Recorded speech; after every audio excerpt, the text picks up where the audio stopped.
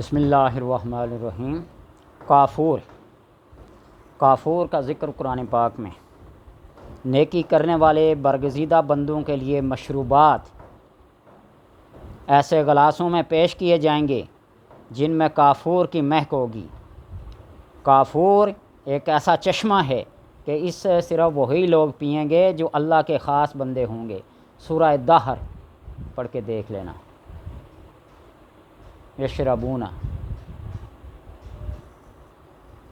ان کو یہ سہولت ہوگی کہ وہ اس پانی کو جس طرف چاہیں بہا کر لے جائیں، یعنی اپنی مرضی کے مطابق چڑھائیں اتاریں، دائیں لے جائیں بائیں لے جائیں، اپنی مرضی سے۔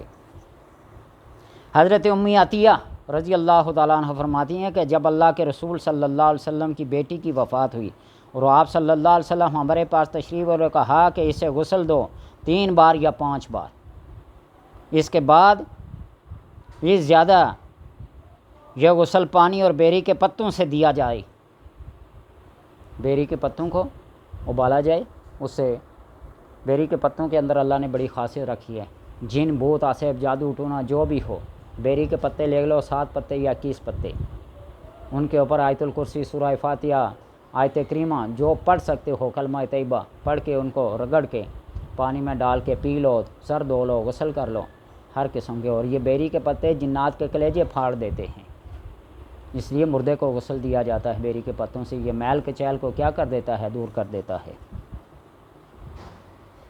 اور اس کے آخر میں کافور یا اس سے بنی ہوئی چیز شامل کرو۔ کافور بڑا خوشبودار ہوتا ہے۔ پھر فرمایا جب تم غسل سے فارغ ہو جاؤ تو مجھے مطلع کرو۔ ہم سب جب غسل سے فارغ ہوئے تو آپ صلی اللہ علیہ وسلم کو مطلع کیا گیا، اپنا تہ بند عطا فرمایا اور فرمایا کہ یہ اس کے بدن پر لپیٹ دو اپنی بیٹی حضرت۔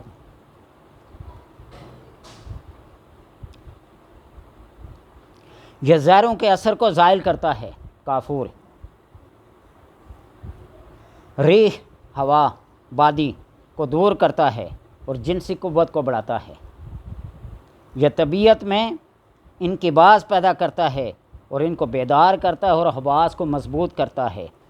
اس کے لگانے اور سونگھنے سے نکسیر بند ہو جاتی ہے اور یہ اسہال کو ختم کرتا ہے۔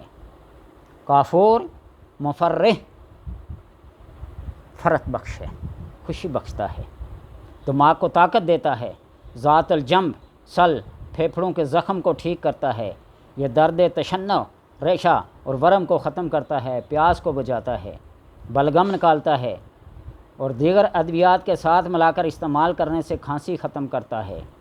کافور دافع تعفن ہے، جتنی بھی بدبو آتے ہیں دور کر دیتا ہے۔ کافور کا لگانا اور کھانا جراثیم کو مارتا ہے اور سکون پہنچاتا ہے۔ تھوڑی مقدار میں یہ محرک با ہے۔ کافور کی ایک عجیب سی خوشبو اور تیز کسیلا ذائقہ ہے، یہ پڑا پڑا اڑ جاتا ہے،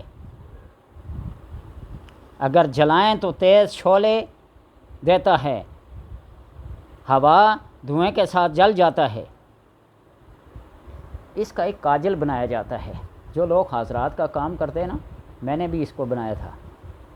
ایک پیالے میں رکھیں، جلائیں، اوپر دوسرا پیالہ ایسے الٹا کر دیں، بڑا تیز شعلہ ہوتا ہے لیکن ایسے طریقے سے جلائیں کہ دیے کی طرح یہ آہستہ آہستہ آہستہ جلے، اور پھر اس کے اوپر جو کالخ لگتی ہے نا، اس کو خرچ کر کسی چھری سے کسی چینی کے پلیٹ میں رکھیں، اوپر سے کوئی تیز خوشبو ڈال دیں، کاجل کی طرح بن جاتا ہے۔ یہ جو لوگ حاضرات کا کام کرتے ہیں، ناخن پہ لگاتے ہیں، شیشے پہ لگاتے ہیں اور کچھ پڑھ کے چیزوں کو حاضر کرتے ہیں نا، بڑا مفید اور بڑا مجرب ہے، بہت سارے مسائل کا حل ہے۔ مختلف ماہرین نے اسے ٹائیفائڈ بخار، تپ، محرکہ قسم کے بخاروں، خسرہ کے بخار سے پیدا ہونے والی خزیان، کالی کھانسی، دمہ، ہچکی، ہسٹیریا، مراک، گٹھیا، حیض کے دوران، دانت درد، مرگی، بانجھ بان، مالی خلیہ کے طور پر اسے استعمال کیا جاتا ہے، بڑا مفید ہے، موقع ملے تو کبھی استعمال کر کے دیکھنا۔ کافور ایک وہ ہوتا ہے جو ٹکی سی گول سی ہوتی ہیں، بستروں کے اندر کپڑوں کے اندر رکھا جاتا ہے تاکہ وہ اسے کٹ نہ لگ جائیں، یہ دیمک وغیرہ نہ لگے۔ اور ایک کافور ہوتا ہے جو مردوں کو استعمال کرتے ہیں، ملتے ہیں، غسل دیتے ہیں، وہ جلتا ہے، اس کی بھی تیز خوشبو ہوتی ہے۔ دونوں کے اندر قیمت کے لحاظ سے بھی خوشبو کے لحاظ سے بھی فرق ہے۔ یہ جو کپڑوں کے اندر کافور رکھتے ہیں یہ دردوں کے لیے بہت مفید ہے، اس کو انڈے کی سفیدی کے ساتھ ہے پیس کے ایک گولی کو دردوں کے ساتھ ہے جہاں ہوں انڈے کے سفیدی کے ساتھ مالش کریں اور اندر جذب ہوتا جائے گا وہ مادہ، تو انشاءاللہ درد ٹھیک ہو جائیں گے۔ اللہ تبارک و تعالیٰ سے دعا ہے کہ سمجھنے کی اور عمل کی توفیق عطا